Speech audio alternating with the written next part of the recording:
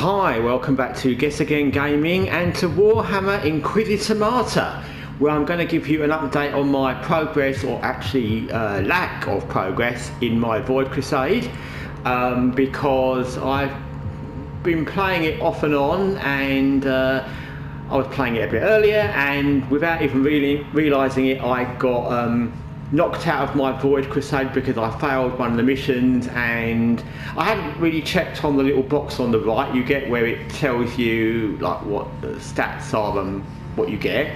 And usually, even in these Void Crusade missions, you have 3 lives. In fact, the mission I played prior to that, I had 3 lives, I didn't lose any.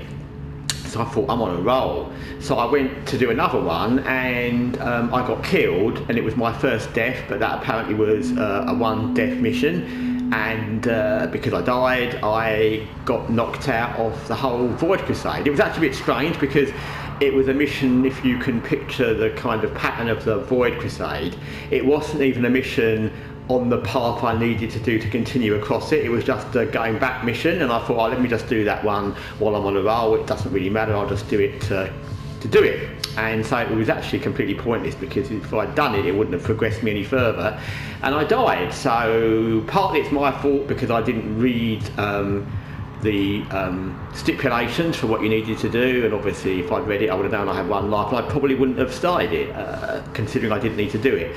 So thoughts on Void. I haven't got enough shards to do any more, by the way, so, which is a disappointment to me actually. So thoughts on Void Crusades. Well, as I said, if you watch the previous videos, they're hard. It's almost like doing it on a permadeath, because you're if you lose a mission, especially one of the ones that connects where you've not got another connection to the map, you won't be able to proceed anyway. And as I've just said, there's missions where you only get 1 life and you die. And in all the Void Crusade missions I've played, barring the one I played earlier, I've died at least once or twice anyway, even the ones I had 3 lives. So yeah, they're difficult. You do get loot, you get an overwhelming amount of stuff. I've still got tons of stuff to sell. One of the problems with this game, although I'm sure some people like it, is you just pick up too much shit, which is pointless because a lot of the stuff is just rubbish that you don't want.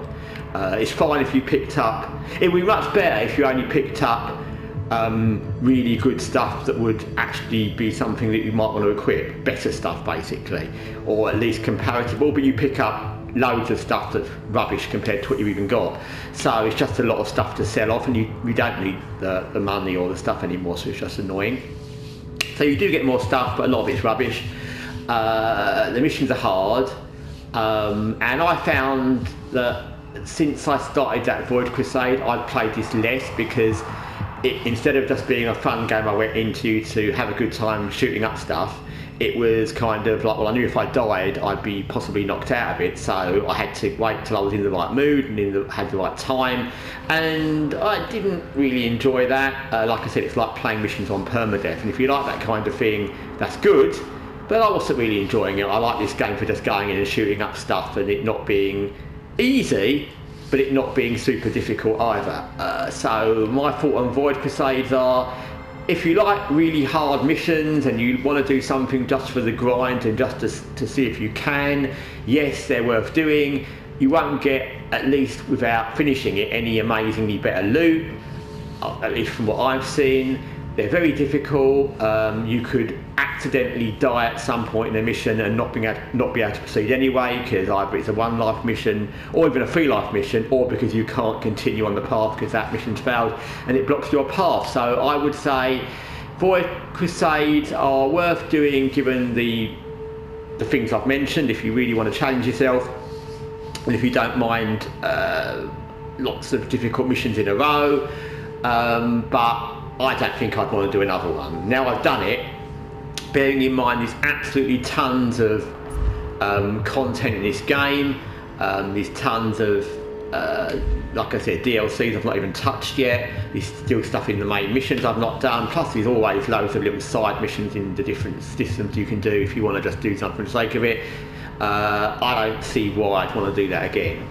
So yeah, it is what it is. So I'm glad I tried it.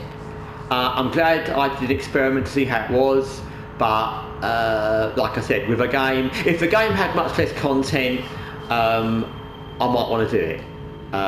But like I said, with the difficulty, the permadeath thing, the fact you could just get knocked out of it for various reasons, like I've mentioned, the loot you pick up, unless maybe you finish it, I don't know what you get for finishing it, isn't that amazing. You just get loads of tat as well.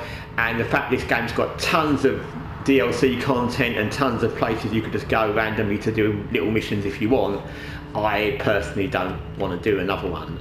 Anyway, that's enough for me for Warhammer Inquisitor Martyr. I'm going to continue playing. I've got, like I said, I think I've not touched any of the little DLC missions, which is at least 10, might be more than that I got when I got this game. So I'm going to continue the main game. I'm going to continue the DLCs. I definitely want to get to the end of the main game, but without doing more Void quests. So anyway, from Guessagaingaming, thanks for watching and take care for now.